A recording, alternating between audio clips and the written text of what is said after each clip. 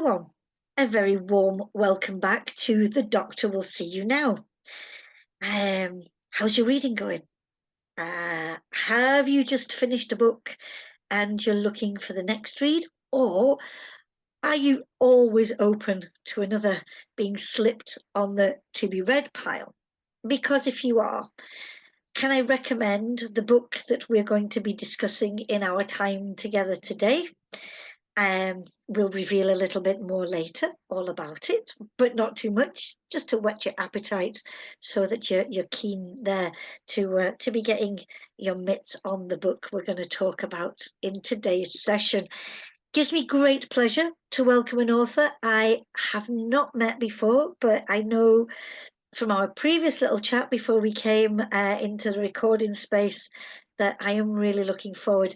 Teresa Driscoll, thank you so much for being able to be with us on the programme. How are you today? I'm great. The sun is shining in Devon and I'm delighted to be here. So thanks for inviting me, Jackie. An absolute pleasure, an absolute pleasure. So the book that we will be discussing in a few minutes, Tell Me Lies, Yeah. published by Thomas and Mercer. Oh, look at that. Yes, look at how glorious. That cover is so disturbing. It's really striking. It's actually, when you first look at it, it's actually owl feathers on there, which we'll talk about more. We'll But I talk, love the yeah. colour. Yeah, it's really Yeah, striking, it's isn't it? beautiful, beautiful, beautiful. So again, if you're watching in real time, it's published April 2023. So out recently, gathering so much buzz around it. So please, viewers, listeners, well, if you like a bit of psychological thriller, and especially when it's very close to home, highly recommended. Teresa, if you don't mind though, before we get to the book in hand, if we could step back a little bit in time. Um, you were a former BBC TV news presenter before you became that writer of psychological thrillers. And we should say, I mean, I'm sure since I read these figures, I'm sure it's increased even more, but you've sold more than 2 million copies across the world. I know, pinch myself. It sounds surreal when you say that, doesn't it? But yeah, Yeah. extraordinary. I think it's absolutely, glorious to think that your stories, that people want that it's not been just a one-off, but that the books that you've been publishing, people are looking forward to the next one. Do you get letters or emails from anybody ever saying, when's the next one due? When can Yeah, we expect it?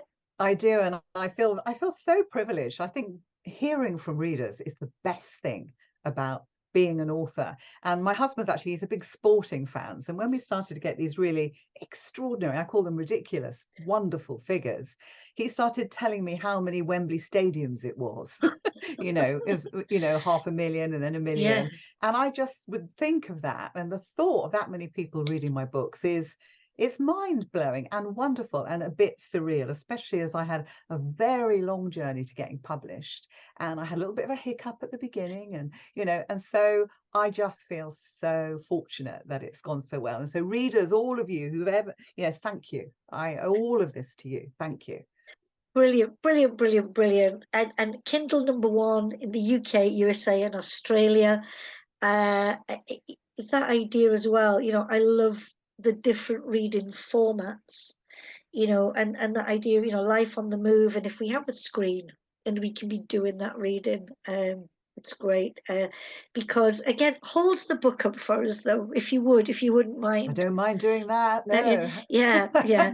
So, so again, whether I think, readers, whether you're enjoying the page, the turn of the page, or the swish of the screen, I think however people enjoy, or if you're into the audiobook, if you like to be told a story, however people enjoy their fiction, why not? But Teresa, the notion of you moving from being a news presenter to being an author, could you give us a little, taste of how that journey went? First of all, why did you get it? Why did you want to be writing fiction? And how did that journey go? Okay, so I wanted to write fiction right from when I was in primary school. I was the little girl, absolute book lover, read everything that I was allowed to read. And I knew I wanted to write. I wanted this dream right from when I was in primary school of seeing my name on the spine of a book. And I used to take lots of exercise books from the primary stationery cupboard and star epic novels on them and write my name on the side. And I went right through school wanting to write fiction. And I got to the sixth form. I studied languages because I love reading. And I spoke to the careers advisor, and they said, yeah, this is a really good goal. And, you're a great writer, Teresa.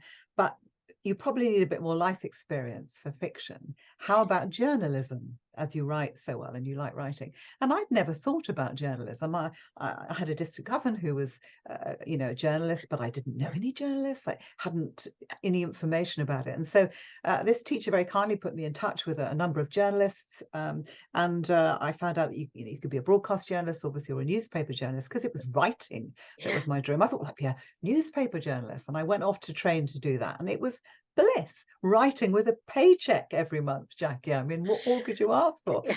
I adored it. I absolutely adored it. And then the truth is, the dream of writing fiction never went away. But I had this wonderful life as a journalist, first in newspapers. Then I switched to television, Thames TV, and then the BBC. And I loved it so much that I was just too busy, to be frank, to pursue the Okay. fiction dream. Yeah.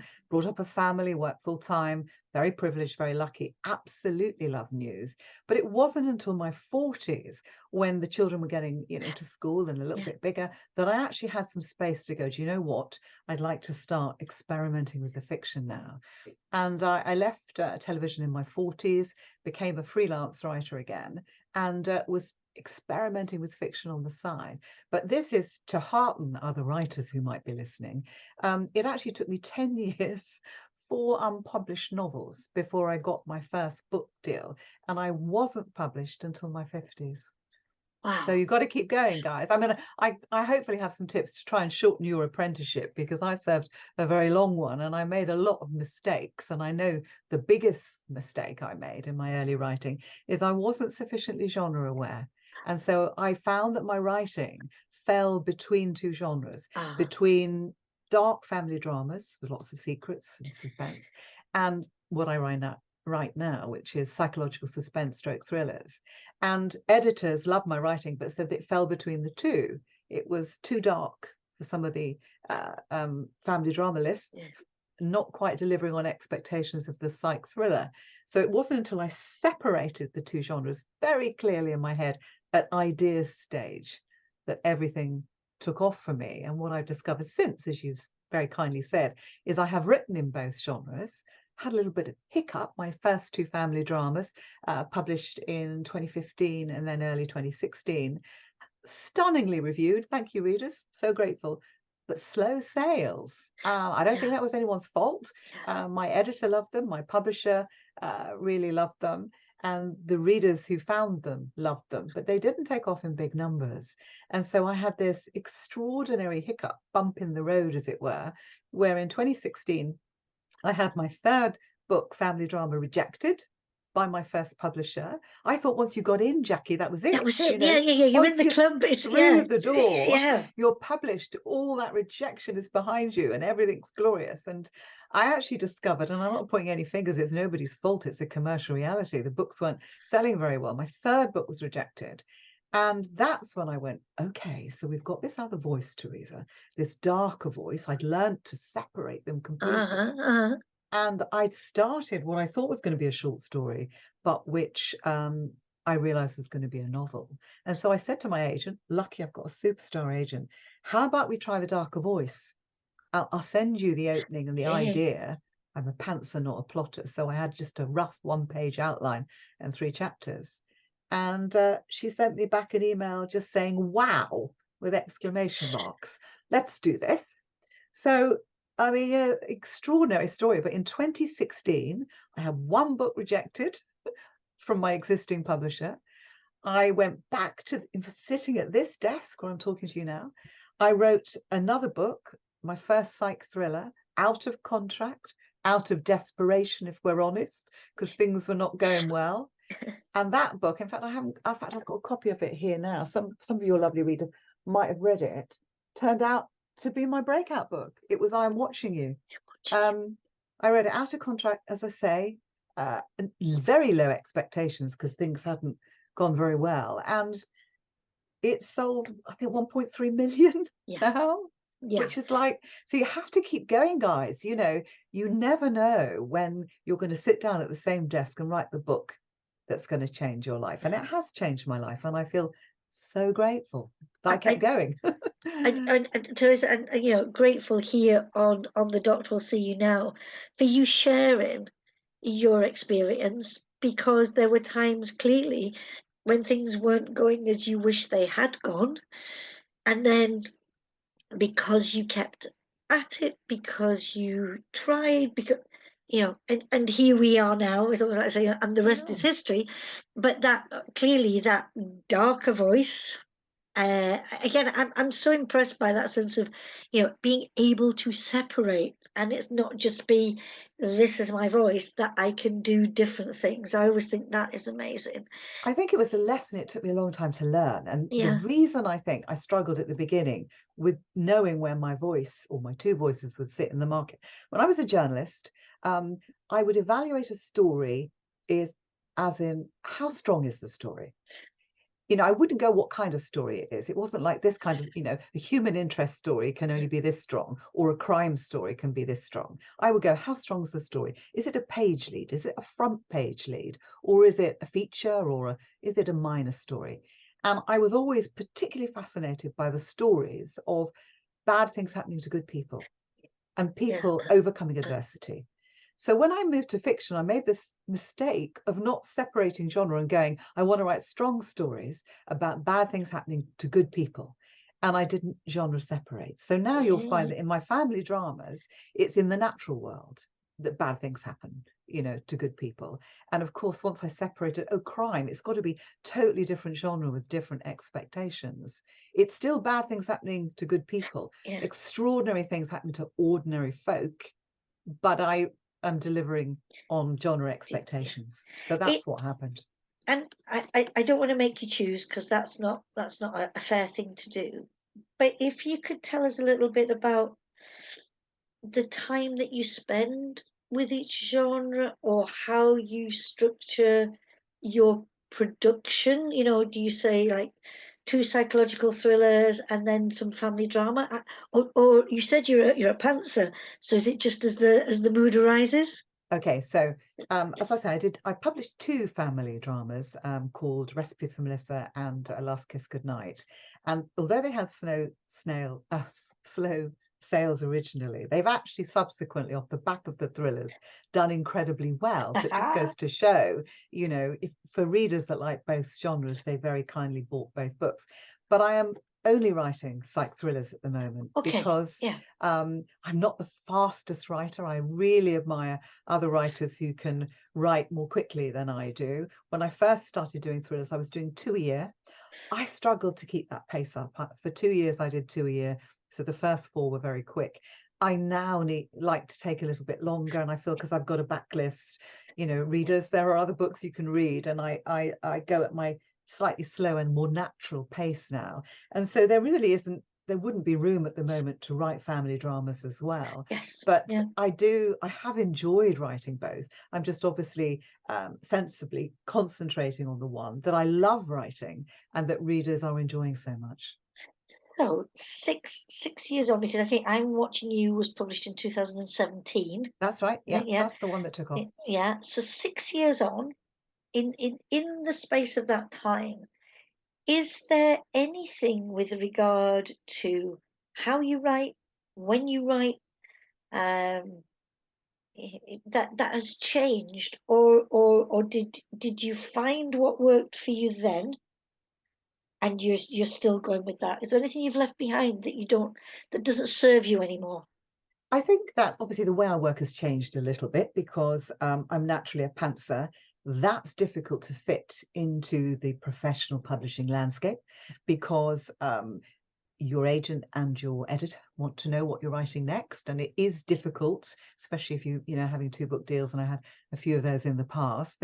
They want to have an eye. They're respectful of process, which I'm very grateful for.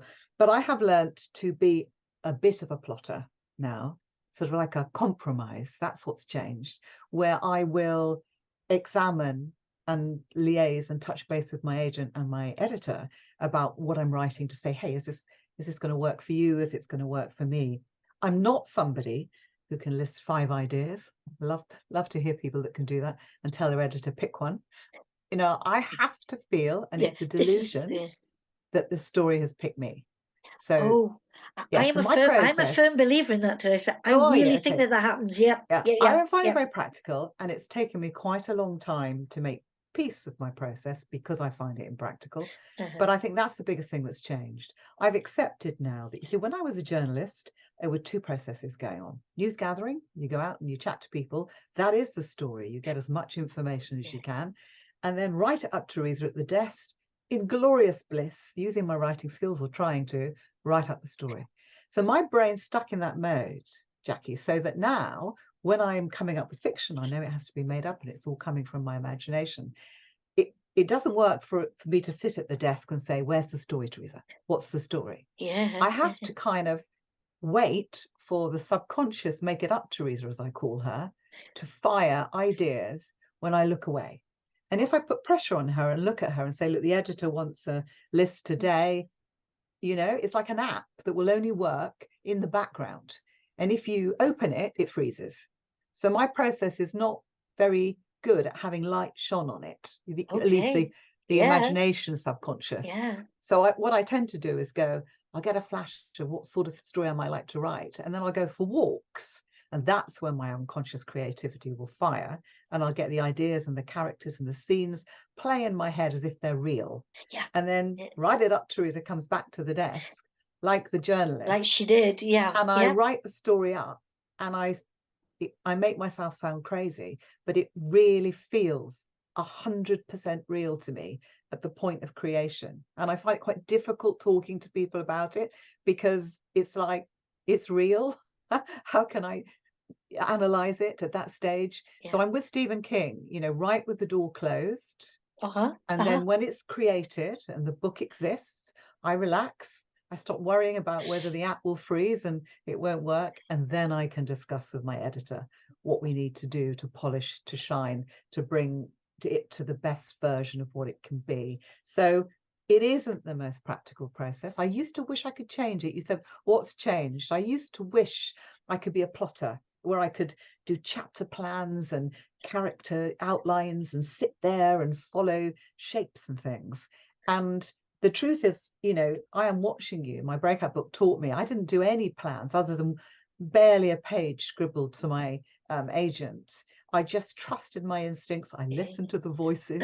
I broke a lot of rules. I did first person and third person, present and past tense, lots of points of views, all the things that if you read some of the books, Yeah, say don't you do it. Yeah, shouldn't do. yeah, yeah, I trusted myself. I thought, what do I have to lose? I've already hit, a dip in the career. And so I'm a great believer in accepting process. If it's your process, it's right for you. yeah. I think that, yeah, I think that is so important that we can appreciate, I think, the way maybe other people work, how it works for them, but to try and fit into somebody else's mold when it does, sometimes it works. Sometimes you can pick up Mm. tips and it works. But if it doesn't, then to stop trying to force things and allow your own process to develop where you feel Mm. comfortable in that creative glow. That's it. And I'm very respectful of all different processes. Yeah. And I'm Oh, in yeah. awe of people who can, plot and do these character outlines. And I'm very in awe of people who can write very quickly, brilliantly, to very high standard. So I just think whatever works for you is right for you. Yeah. And it's terribly important not to hear how someone else works and think ill of yourself Yes. because of your own Yeah. process. Yes. Just Not don't do do it. that. Don't do that evil comparison. Yes. It does not help. It does not help. So if we can move to probe a little bit deeper about Tell Me Lies, and I love there's There's a piece of publicity out there. It says, in her latest book, Tell Me Lies, things aren't always what they seem, and some people aren't at all who you think they are. It's the premise of the story. And before we get into those details, I wonder, you were writing the book, you were creating these characters. Do you ever think it's possible to know somebody? I mean, not fully, because do we ever even know ourselves fully? But do you think it's possible to get to a place with someone where they are who they say they are, and you know that? Or have we all got this shadowy possibility? Well, I think, there's a big question there, isn't there, in terms of your personal life. One hopes you will, everybody will have a relationship where they do their true self with their true partner. That's what we hope for everyone, and Yeah, within families. But I think that there are layers to every person you'll meet, and there are layers to yourself. And I think we all change and evolve.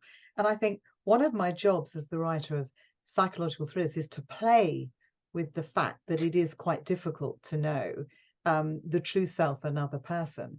And it's particularly difficult. I mean, I've written a number of thrillers, and I'm not going to say which ones, but that was very interested when I was a journalist in dealing with the issue of sociopaths and uh-huh, psychopaths yeah, who are very good at concealing their true self from other people, and can be extraordinarily charming with it. yeah, So I think that I learnt from covering crime as a journalist, and I covered a lot of very dark crimes and a lot of very difficult stories.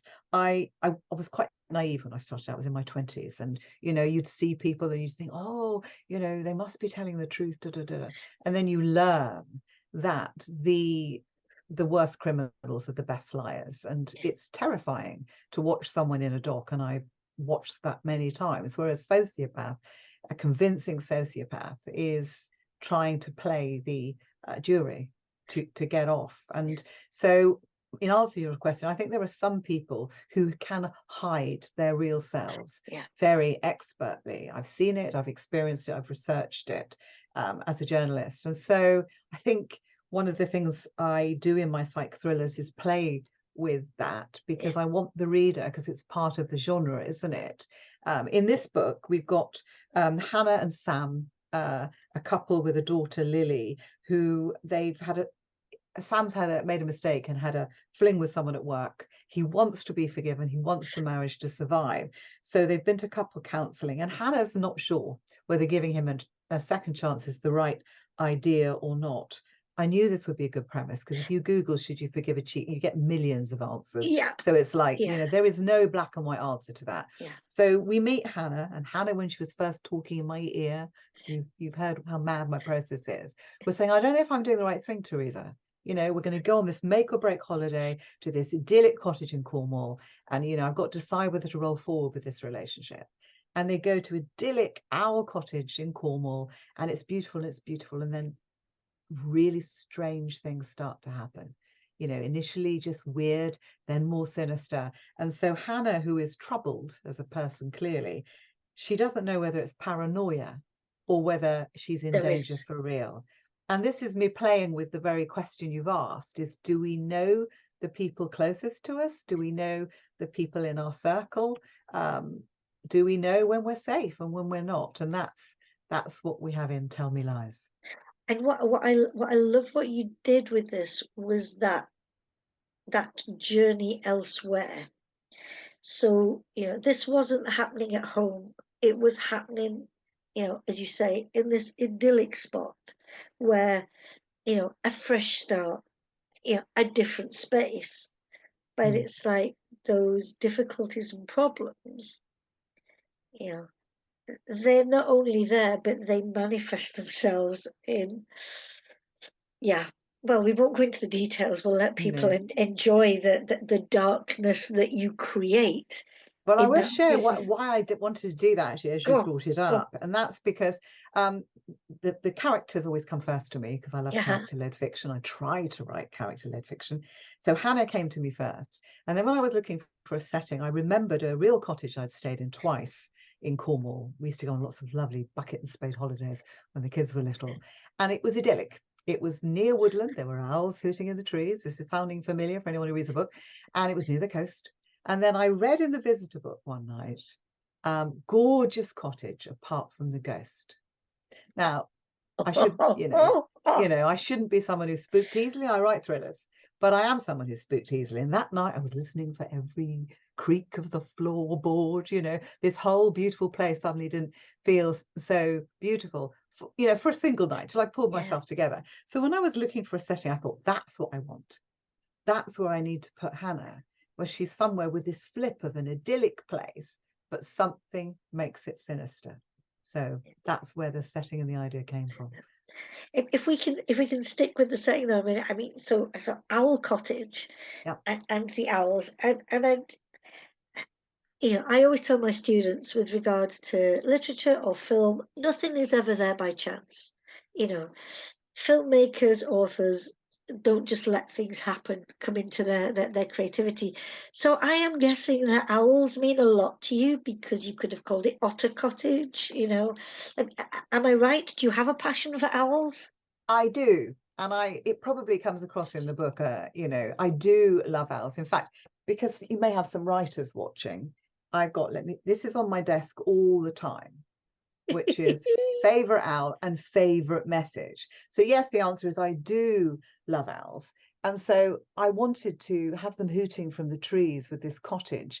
And a positive, although they have a spooky role in the book, they also have a positive role in the book because, ultimately, owls are lovely, aren't they? So, but I did want Owl Cottage to feel a scary place. And so, yes, I actually had a notebook. I used a different notebook for each book, and I had one with owls on the front, so that every time I brought it out each day, there were the owls. And I thought, those are lovely owls, but in Owl Cottage, things are tricky, different vibe. Yeah, indeed. Um, Lily, you mentioned Lily, the 8-year-old daughter, and again, those choices, so gender and age, how did they help the story that you wanted to tell? Well, people who read my books will know that there are quite a few recurring themes.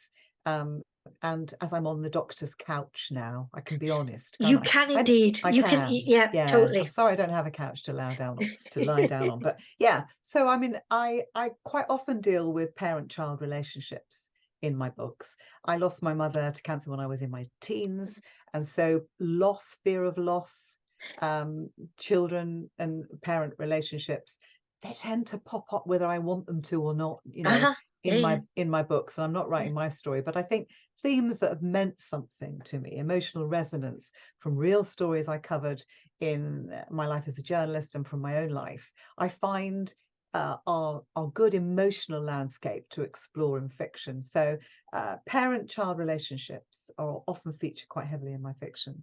So we've got a mother and a daughter, and the issues of guilt, trying to be a good parent, um, worrying about your child, all the things from the real world and from real experiences bubble under the surface in the books. Because my mother died young, um, when I first became a mother, my biggest fear Yes. was Yeah. dying young, Yeah. and my children being motherless, because they don't might not feel it, but they need their mothers. And Oh yeah. I found Yeah, it yeah. hard going into young adulthood without a mother.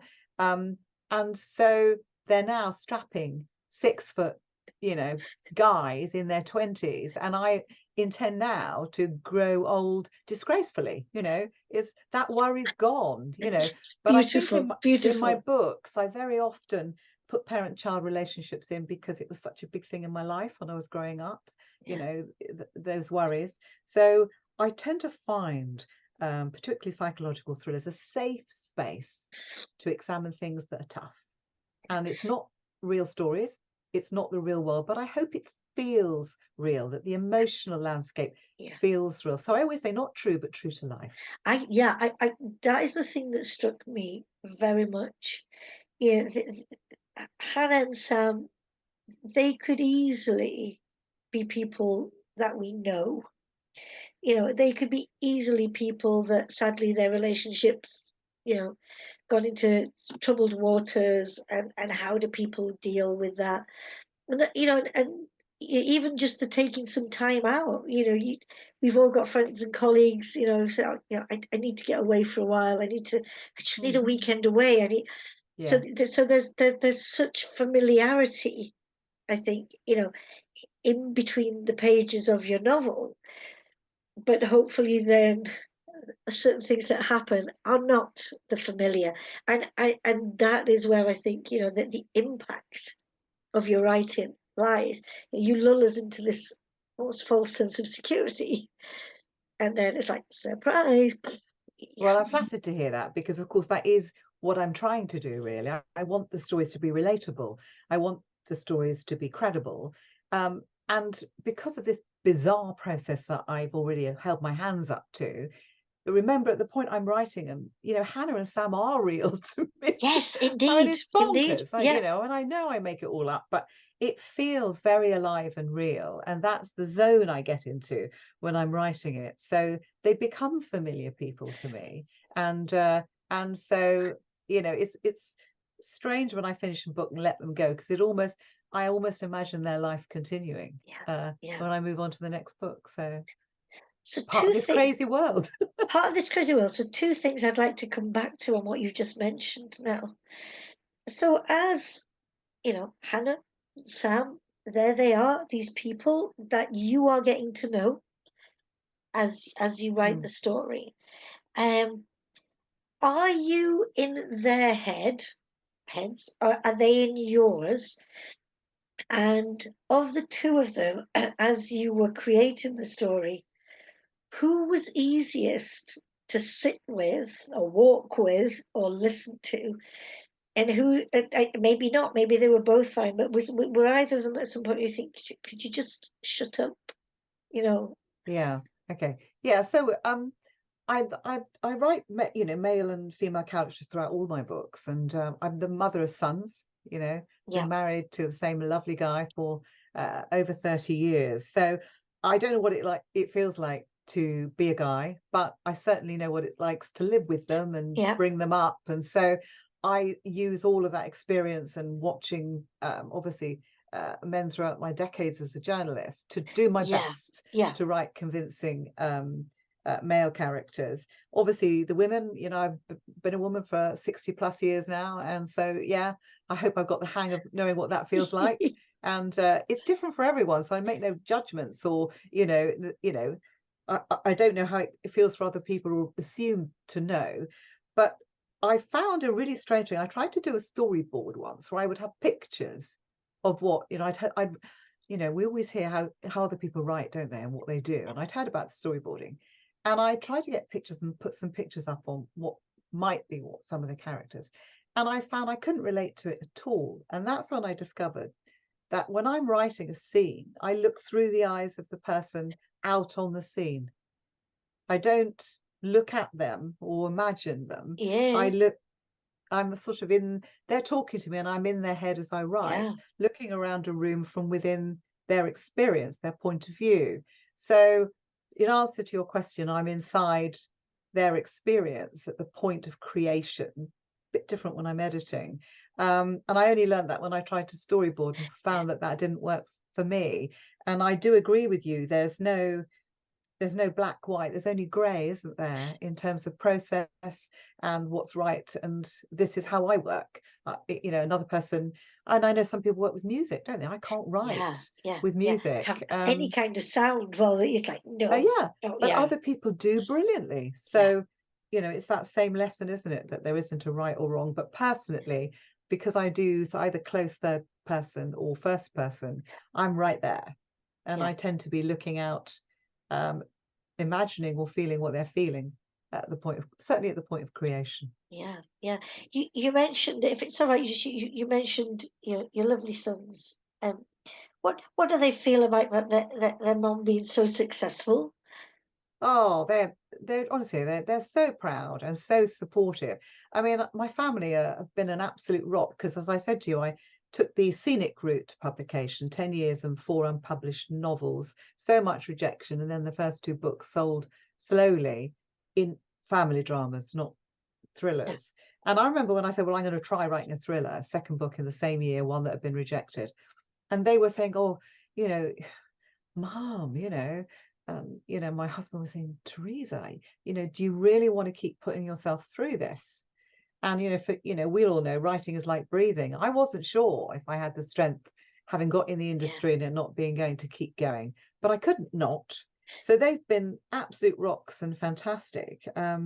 My eldest son read English literature at university, reads all my books, sends me his reviews and loves them, and it's just glorious.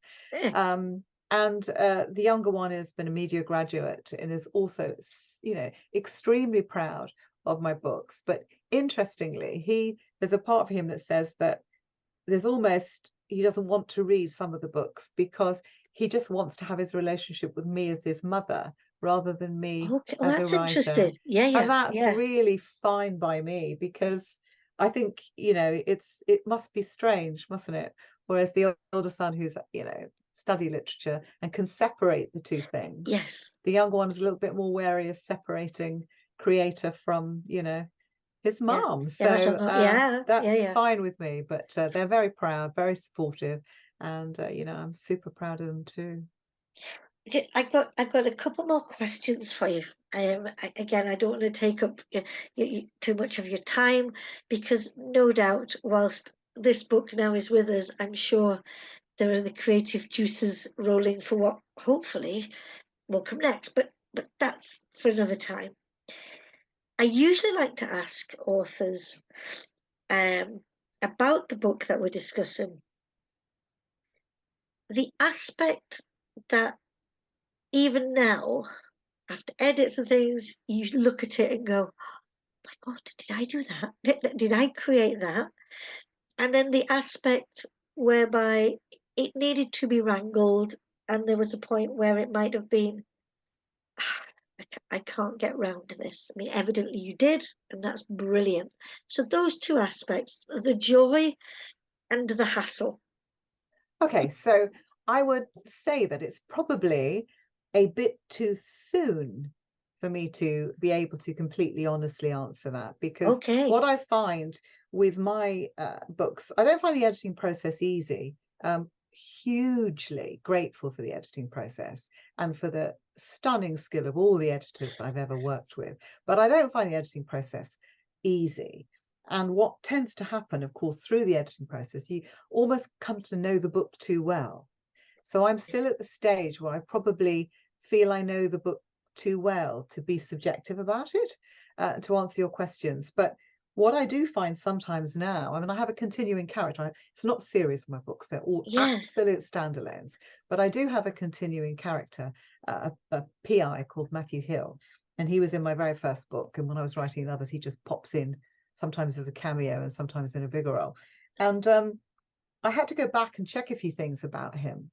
Go back to the early book where he first appeared, I Am Watching You, and a couple of the others. And when I read those these years later, I was a bit, oh my goodness, that, oh good, and this sounds real. I don't want to be, flattering myself, but I'd forgotten some of the work and reading passages. I remembered the struggle in the edits of what we should and shouldn't do with certain things. And we had a debate with that first book about whether we took a whole voice out of the book, and I fought to keep it in the end. And now I'm really glad that I did. Yeah. And when I go back, I think ask me in a year's time and I'll be Okay. able to read Yeah, it and yeah. go, I was really, really pleased with that. But at the moment, it's still too close to it to be able. I'm just getting great reviews. Thank you, readers. I am so relieved because you never know how Yes. people will Yeah. react to a book. I get worried every time. And I don't think I'll ever get to a place where I feel so confident either writing or putting a book out that you think, oh, it'll definitely Yeah. be fine. And I think that's because we want to get better, don't Yeah. you, with every book? You Oh, want oh, to, definitely. Yeah. meet expectations, experiment, and get better.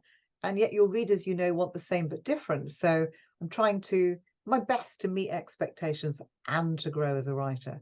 So I hope that's not really helpful, is it? But I hope, I'm being honest and saying I'm a bit too close to it at the moment Yeah. still. Yeah. Yeah. No, Yeah. and I feel it's for readers really to tell me what's worked. And I'm really grateful for the nice reviews. Thank you, everyone, because they're making this author's day. Yeah. Excellent. Excellent. I mean, I think one of the things that struck me most about our time together has been how frank you've been and honest about things. And I know viewers and listeners will really appreciate that. Oh, well, I'm really, really happy to do it. And of course, I think, I need to say, and when I was in the early days of those first two books being published, I was all over social media, big smiles, it's all going brilliantly, and I'm so lucky, because you do have to keep the buzz going and the positivity Yes. going. Yeah. Um, and the only reason I share it now is not to reflect on my first publisher or my first editors. They all tried their absolute best. Sometimes brilliant books or good books don't do as well as they should do, Yes. and it's Yeah. nobody's fault That's right. sometimes. That's right. And I think the reason I like to be honest now is it has come good for me. You can't have these honest discussions if it doesn't. If you're still in the dip on the roller coaster, it's too hard, isn't it? Yes. And I've Yeah. been fortunate that the dip rose up and it's gone well, and you never know what the future will hold.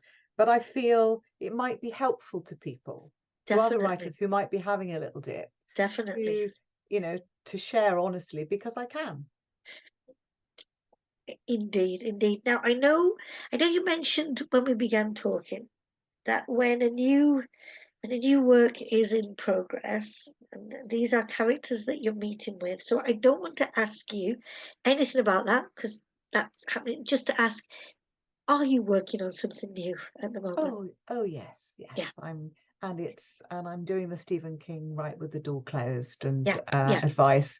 And we know each other now. They're real people. They join me in this office, every day or whenever. And at the moment, we're getting along just great. But I'm keeping it close here at the moment. So yeah, Definitely, but definitely, sure, always definitely. writing. Yeah. Teresa Driscoll, it has been an absolute joy. I thank you for your time. Just to be able to sit for a while, get to know an author, get to understand how they work and why they work, and talk about that latest book, Tell Me Lies. I thank you for telling me the truth. Yeah. Yeah, Well, about thank Tell Me you. Lies. Yeah, It's been an absolute joy and my absolute pleasure. thank you. We wish you all the very best. And I hope that at some point you and I can do this kind of conversation, in real life, in person, and not just via the screen. I look forward to that. Thank you. Thank you so much. Thank you. Bye for now, Teresa. Bye. Bye for now.